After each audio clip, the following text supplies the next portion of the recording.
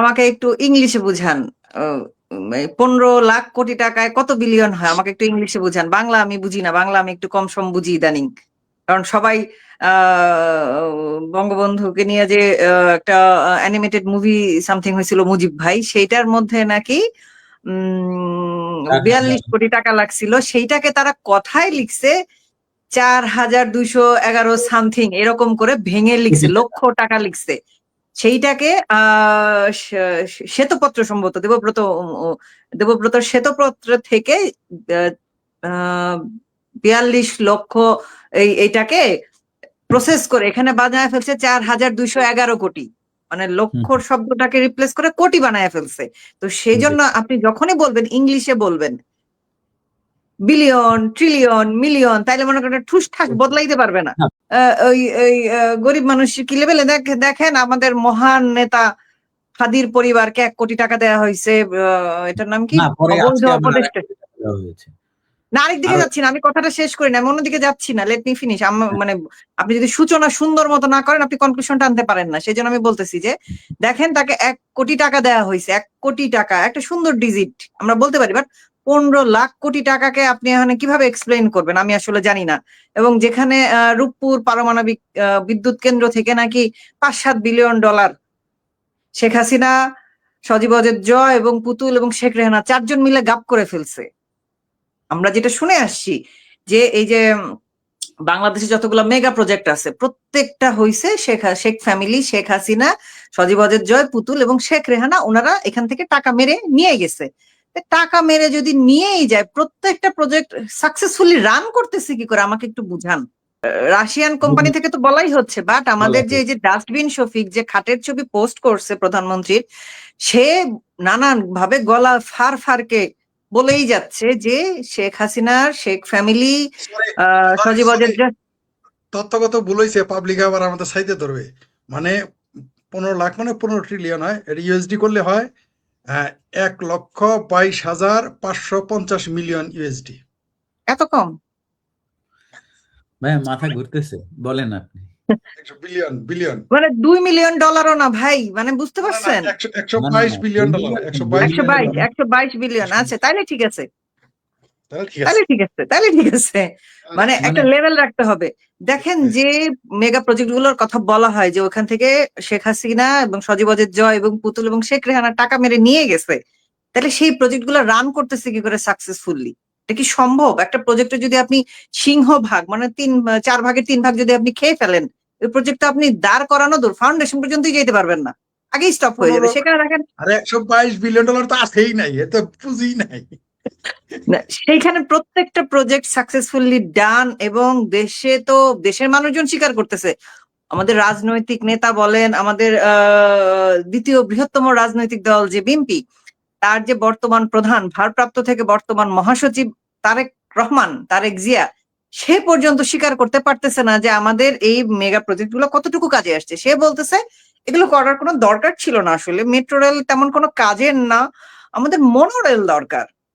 মানে একটা মানুষ 17 বছর লন্ডনে থেকে এই কথা বলতে পারে, এটা কেউ কল্পনা করতে পারে ভাই? আমাকে বলেন।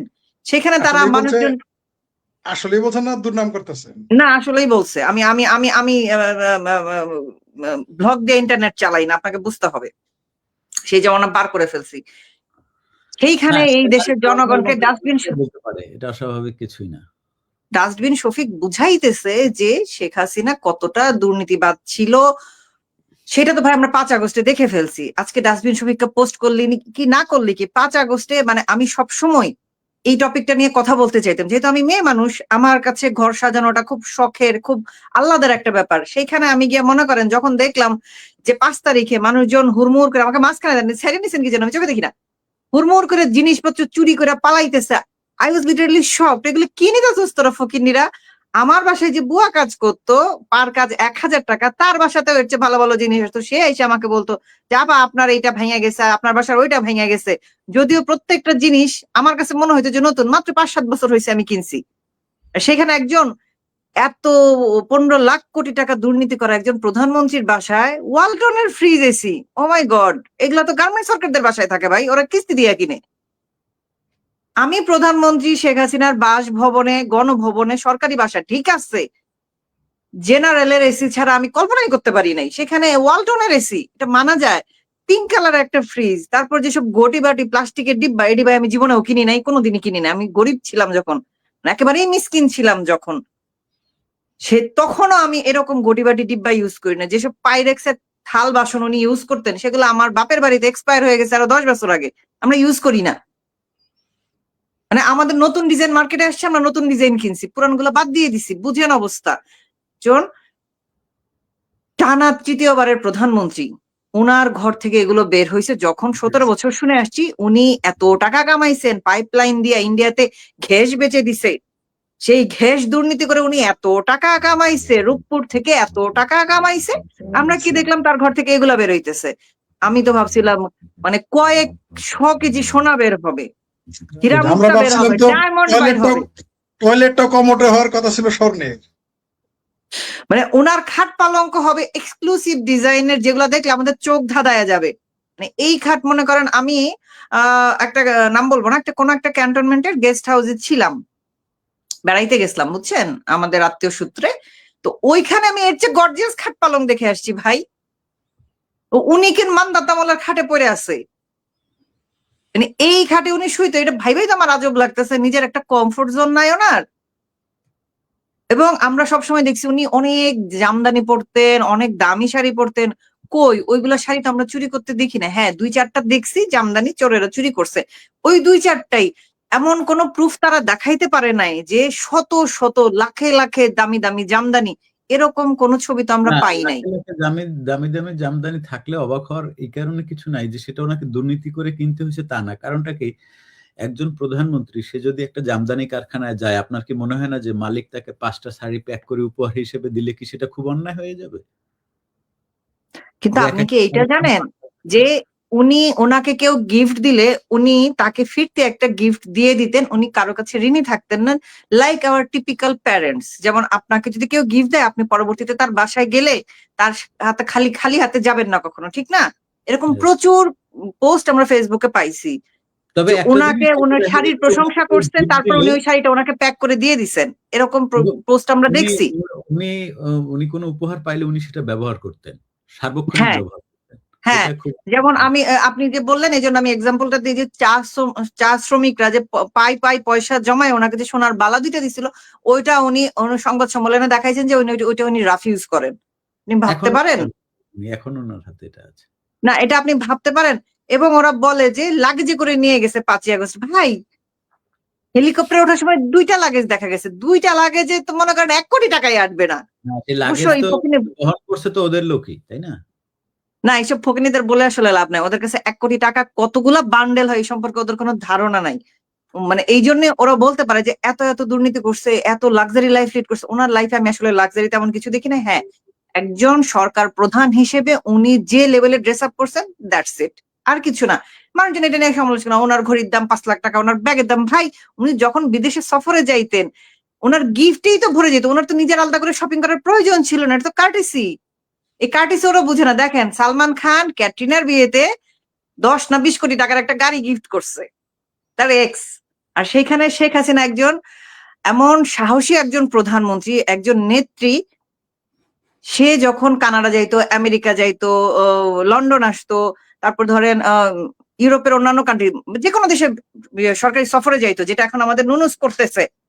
মানে প্রতি মাসে 2টা করে বিদেশ যাচ্ছে সরকারি টাকায়। তো প্রধানমন্ত্রী যখন অন্য সরকারের আমন্ত্রণে বিদেশ যাইতেন, তখন তো অবশ্যই তাকে গিফট দেওয়া হয়তো। এটা তো ডিপ্লোম্যাটিক কার্টেসি, তাই না? তো ওই গিফট গুলো তো আমরা দেখতে পাই নাই। আপনি বলেন, ওনার যে এই যে কথা হচ্ছিল, 18 জুলাই উনি একটা দামি শাড়ি পরছিলেন, সাদা কালো, তারপর ঘড়ি পরছিলেন অনেক দামি, এগুলাও তো আমরা দেখি নাই গণভবনে। এগুলো কোথায়? এগুলো কোথায় গেছে আমাকে বলেন। উনি লাগেজ ভরে নিয়ে গেছে এগুলা? 2 লাগেজ এগুলো ভরে নিয়ে গেছে 2জন মানুষের? এই ব্যাখ্যাগুলা কোথায়? আমরা 17টা বছর শুনতে শুনতে কান পচে গেছে ভাই, কোনোদিন প্রোটেস্ট করি নাই। কারণ চুপ করে থাকছে। আমরা তো দল কেন, আমরা তো দলের লোক। আমরা যদি প্রোটেস্ট করি তাহলে তো মানুষ বলবে যে তুমি তো তোমার দলের পক্ষেই গাইবা। কিন্তু 5 আগস্ট চোখে আঙুল দিয়ে দেখায় দিছে যে এই 17টা বছর এরা কি পরিমাণ মিথ্যাচার করছে। আমাদের নিজেদের আসলে খাইতে পিঠে প্রমাণ করতে হয় নাই যে দেখো কাদম্বিনী মরে গেছে, ওরাই প্রমাণ করে দেখাইছে যে দেখো মানে এই বাসায় তো কিছু নাই। ডাইনিং এর চেয়ার গুলা বলেন, রান্নাঘরের কিচেন অ্যাক্সেসরিজ বলেন, বা ওনার ওয়ার্ডরোব কালেকশন বলেন, ওনার বেডরুমের যে ছবি আমরা দেখতে পাইছি, বেডরুমে আলমারি, এখন যে খাট, এটা তো ওরা বলতে পারবে না, ওরা তো নতুন খাট আইনাও বিছাইতে পারবে না। তারপর এক একটা ডিসপ্লে শোকেস যেটাকে বলে, প্রত্যেকটাই এত চিপ। আমি আজকে একটা ছবি পোস্ট করছি ওই শোকেসের, ডিসপ্লে কেসের, তো মানুষজন বলতেছে, আমি যেটা বলতে পারি না, আমার মুখে বাজছে যে গার্মেন্টস ওয়ার্কারদের বাসায় এর চেয়ে দামি দামি ফার্নিচার থাকে, ওরা কিস্তিতে হইলেও এর চেয়ে দামি ফার্নিচার কিনে। আপনি হয়তো ভিন্টেজ কালেকশন হিসেবে এগুলা রাখবো, বা একজন প্রধানমন্ত্রী, একজন শেখ হাসিনার টাচ আছে, স্পর্শ আছে, এই স্মৃতিতে আমরা এইসব জিনিস হয়তো নিজের ঘরে রাখবো, বাট টাকা দিয়ে কিনে এই টাইপের ফার্নিচার আমরা কোনোদিন কিনবো না। বুয়ারাই কিনবে না, গার্মেন্টস সরকারই কিনবে না, সেইখানে মানুষজনকে এই জিনিস খাওয়াইছে, আপনি বুঝতে পারেন। এবং কি বলছে, সজীব ওয়াজেদ জয় আমেরিকান সিটিজেন, সে কেন বাংলাদেশের পলিটিক্স নিয়ে কথা বলবে। পরে আমরা কি দেখলাম, 2025 সালে যখন ইউনূস সরকার ওনার বাংলাদেশি পাসপোর্ট বাতিল করে দিলেন, তারপর উনি বাধ্য হয়ে গিয়ে আমেরিকান সিটিজেনশিপ নিলেন, কারণ ওনাকে তো মুভ করতে হবে।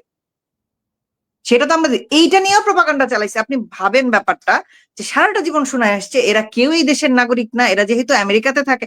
আপনি ভাবেন, যে লোকটা আমেরিকাতে চাকরি করে, যে লোকটা আমেরিকাতে বাড়ি আছে, সে ওখানকার সিটিজেনশিপই নেয় নাই। কেন নেয় নাই বলেন? তার মানে যার নিজের দেশ আছে সে ওখানে কেন নেবে? অথচ মানে এই যে আরেকজন যে 17 বছর থেকে আসলো, এখন পর্যন্ত তার নাগরিকত্ব ক্লিয়ার না, একেবারেই ক্লিয়ার না এটা। এবং সে ওয়ান টাইম পাস নিয়ে বাংলাদেশে আসছে, সে কিন্তু এই পাস নিয়ে আবার ইউকেতে ফ্লাই করতে পারবে না। ফ্লাই করলে তাকে ব্যাখ্যা দিতে হবে যে তুমি যদি ব্রিটিশ নাগরিক হয়ে তুমি কেন আবার ওয়ান টাইম পাস নিয়ে ফ্লাই করতেছে, তোমার তো ব্রিটিশ পাসপোর্ট আছে। মানে আপনি মিথ্যাচারের লেভেলটা দেখছেন। 2 দিন আগে, আমরা মূল প্রশ্নটা যদি না আমি যাচ্ছি, আমি আপনার কথাটাতেই যাচ্ছি। 2 দিন আগে আমরা দেখলাম জাইমার ইংলিশ বক্তব্য নিয়ে খুব উচ্ছ্বসিত, একেবারে উচ্ছ্বাসে গদগদ হয়ে গেছে। এক একটা চ্যানেলের নিউজ হেডলাইন, ইংলিশে সাবলীল ভাবে বক্তব্য দিলেন জাইমা। ভাই, ও বুঝ হওয়ার পর থেকে মোটামুটি 10 বছর বয়স থেকে আজ পর্যন্ত সে ওই ইংলিশ টেরিটরিতেই থাকছে। সে ইংলিশ বলতে না পারাটাই তো তার ব্যর্থতা। যেমন তারিক যে এখন পর্যন্ত ইংলিশ বলতে পারে না, তাকে আজ পর্যন্ত 17 বছর বিদেশে থাকা অবস্থায় দেশে ফেরার পরেও কোন ইন্টারন্যাশনাল মিডিয়া থেকে তাকে কেউ অ্যাপ্রোচ করে নাই, তার কোনো ইন্টারভিউ কোথাও নাই। কি বলতো, বাংলাদেশের মিডিয়া স্বাধীনতা, মিডিয়ার বাক স্বাধীনতা নাই, যে কারণে তারেক জিয়ার ইন্টারভিউ কেউ প্রকাশ করে না। কি ইন্টারন্যাশনাল মিডিয়াতে তারেক জিয়া কেন ইন্টারভিউ দেয় না? কে না করছিল? ওগুলো কি শেখ হাসিনা গলা চিপকা ধরে রাখছিল? রাখে নাই।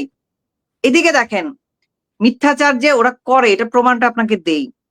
সজীব ওয়াজেদ জয় 5 তারিখের আগে আমাদের বাংলাদেশের পলিটিক্সে তেমন ভাবে ইনভলভ ছিলেন না, অনারারি ইনভলভমেন্ট ছিল যেটাকে বলা যায়। কিন্তু দেখেন আপনি 5 তারিখের পর থেকে উনি কিভাবে ইনভলভমেন্ট মানে গ্র্যাজুয়ালি ইনক্রিজ করতেছেন। প্লাস এবং আল জাজিরা এটা বাদই দেই, এটা সাইডে রেখে বাকিগুলো উনি ইন্টারন্যাশনাল মিডিয়া ওনাকে রিচ করতেছে, ইন্টারন্যাশনাল মিডিয়াতে উনি কথা বলতেছেন যেটা নিয়ে আমাদের পোস্ট করতে হয় না। দেখেন সজীব ওয়াজেদ জয় ফ্লুয়েন্টলি ইংলিশে কথা বলতেছে। মানে সিরিয়াসলি, যে লোক আমেরিকায় লন্ডনে থাকে তারা তো ফ্লুয়েন্টলি ইংলিশে বলবে। এটা আলাদা করে তেল মারার কিছু নাই। বাংলাদেশের মিডিয়াগুলো এখন এটাই তেল মারতেছে। দেখেন জয় ভাইয়ের যে ইন্টারভিউ, এটা নিয়ে বাংলাদেশ মিডিয়াতে কোনো কথা আছে দেখছেন? কোথাও কোনো কথা বলতে দেখতেছেন? নাই। কারণ তাদের আজকে কোনো রিপ্লাই নাই মুখে, তাদের মুখে কোনো রিপ্লাই নেই। কি রিপ্লাই দিবে তারা? ও কিছু বলতে পারবে যে ইংলিশ ভালো হয় না, ইংলিশ ভুল হইছে, বা ওই বক্তব্যটা ভুল হইছে? এটাও তো তারা বলতে পারতেছে না। তাদেরকে করে খাইতে হইতেছে ইন্টারফেল একজনের বক্তব্য দেখায়, মেট্রো রেল আমাদের প্রয়োজন ছিল না, আমাদের মনোরেল দরকার। আরেক বিড়ির ব্যবসায়ী সে বলতেছে আমাদের পদ্মা সেতু প্রয়োজনীয়, চালের দাম বেড়ে গেছে 20 টাকা করে। মানে সেলুকাস একটা দেশ ভাই, যেখানে যেটা আলোচনা হওয়া উচিত ছিল সেটা না হয়ে তারা আলোচনা করতেছে এগুলা মেগা প্রজেক্ট, সবগুলা নাকি একটা বাংলাদেশের জন্য অপ্রয়োজনীয়। অথচ এই এক একটা প্রজেক্টের কারণে বাংলাদেশ কোথা থেকে কোথায় পৌঁছাইছিল ফিনান্সিয়ালি, আমাদের ইনভেস্টমেন্ট কোথায় গিয়ে টাচ করছিল। এখন দেখেন কারো কোনো নাই, কোনো ধরনের কোনো বক্তব্য নাই। এখন আমাদের যে জয় ভাইয়ের যে ইন্টারভিউ সেটাতে বলি, আল জাজিরা একমাত্র চ্যানেল বা আপনি বলতে পারেন পেপার বা একটা মিডিয়া মাধ্যম এই বাংলাদেশ, পাকিস্তান, ইন্ডিয়া ছাড়া এই আল জাজিরাকে কেউ গোনে না, সত্য কথা যেটা। এবং এই আল জাজিরাকে পালে আরব দেশগুলা, কাতার। ওদের এখানে আবার আল জাজিরাকে কেউ প্রায়োরিটি দেয় না। এবং আল জাজিরা বাংলাদেশের গণতন্ত্র নিয়ে যতটা সরব, ওই আরব দেশের গণতন্ত্র নিয়ে কিন্তু তার মুখে কোনো আওয়াজ নাই। তার তার দুই মাত্র ব্যবসা, একমাত্র বলবো না, দুই মাত্র ব্যবসা হচ্ছে গাজায় কতগুলা মানুষ না খায় মরতেছে, গাজায় কতগুলা হামলা হয়েছে, ইসরায়েলি কত খারাপ, এবং বাংলাদেশ আওয়ামী লীগ কত খারাপ। এর বাইরে আল জাজিরার আর কোনো ধরনের কোনো মাথা ব্যথা নাই। জয় ভাইয়ের ইন্টারভিউটা যেটা দেখলাম, যেখানে একমাত্র ইন্টারভিউ আমার কাছে মনে হইলো যে হোস্ট কন্টিনিউয়াস কথা বলে যাইতেছে, যার ইন্টারভিউ নিচ্ছে তাকে কথা বলতে দিচ্ছে না। একটা কোশ্চেন করছে, কোশ্চেন করে অ্যান্সারটা তাকে কমপ্লিট করতে দিচ্ছে না, সে নিজে হড়বড়ায় কথা বলে যাচ্ছে। এটা কি ধরনের আচরণ ভাই? এটা কি ধরনের আচরণ? আপনি যেমন আজকে আপনি সঞ্চালক, আজকে আমাকে কথা বলতে না দিয়ে আপনি কন্টিনিউয়াস আমার কথার মধ্যে পোক করেন, আমাকে যদি বারবার আমার কথা কমপ্লিট করে আমাকে পজ করতে হয়, এটা তো হইলো না। আপনি আমাকে একটা টপিক দিচ্ছেন, এখন জয় ভাইকে ওনাকে কোশ্চেন করা হয়েছে, প্রত্যেকটা টপিকে কথাই বলতে দিচ্ছে না। একটা সেন্টেন্স যে উনি কমপ্লিট করবে সেই সুযোগটাও নাই, তার আগেই তাকে অন্য একটা টপিকে মানে প্যাচ ফেলানোর চেষ্টা করছে, কিন্তু কোনো কিছুই লাভ হয় নাই। যে কারণে দেখেন বাংলাদেশি মিডিয়ার, মানে মিডিয়া তো মিডিয়া, এই যে বাঙ্গু, বাম, প্রগতিশীল, বুদ্ধিজীবী যারা, তাদের মুখেও তালা পড়ে গেছে। একজনও একটা কথা বের করতে পারতেছে না যে জয় সেড দিস পোর্শন রং, কেউ বলতে পারতেছে না। কারণ উনি এত ডিপ্লোম্যাটিক্যালি, এত স্মার্টলি, এত কনফিডেন্সের সাথে এই বাজে ইন্টারভিউটা হ্যান্ডেল করছেন, প্রত্যেকের মুখে জুতা মারার মতো হয়েছে ব্যাপারটা। ওনার বডি জেস্টার দেখেন, জয় ভাইয়ের বডি জেস্টারটা দেখেন, পাশাপাশি আপনি কম্পেয়ার করেন আমাদের মহান যে স্বাধীনতার ঘোষক, 27 মার্চে স্বাধীনতার ঘোষক মেজর জিয়ার সন্তান তারেক জিয়া, ওনাকে কোনো ইন্টারন্যাশনাল মিডিয়া অ্যাপ্রোচও করে না, ওনার অ্যাটিচিউডও এরকম না। কেমন একটা মানে আমার কাছে মনে হয় ভঙ্গুর, বাংলায় বলি ভঙ্গুর, মানে ওনাকে দেখতে লাগে ওনার কোনো কনফিডেন্স নাই। আই হ্যাভ এ প্ল্যান, ওইটার মধ্যেও কোনো সাউন্ড নাই। তারেক রহমান বিবিসিতে একটি দীর্ঘ সাক্ষাৎকার উনি দিয়েছিলেন, কিন্তু সেটি বাংলায়, হ্যাঁ বাংলায়। তো ইংলিশে উনি কথা বলতে পারেন না। উনি এত বছর লন্ডনে আছেন, উনি লন্ডন বাসে, বাস স্টপে দাঁড়ায় থেকে বাসে ওঠেন, ওই ফটোশুট করেন, খুবই হাই রেজুলেশনের ফটোগ্রাফার দিয়ে গিয়ার দিয়ে ফটোগ্রাফি করে, বাট উনি ইংলিশ বলতে পারেন না। বাট তার মেয়ে খুবই সিম্পল জামা কাপড় পরে, হাই ব্র্যান্ড, যে ব্র্যান্ডের জামা কাপড় 30,000 টাকার নিচে হয় না, সেই ব্র্যান্ডের সিম্পল সস্তা জামা কাপড় পরে তার মেয়ে ইংলিশে কথা বলে, সেইটা নিয়ে বাংলা মিডিয়া গুলা লাফালাফি করতেছে। মানে এই দেশে আপনি কি আশা করেন? যে দেশের প্রজারা যেরকম হয় তারা ওই রকম শাসকই পায়, এটাই তারা ডিজার্ভ করে।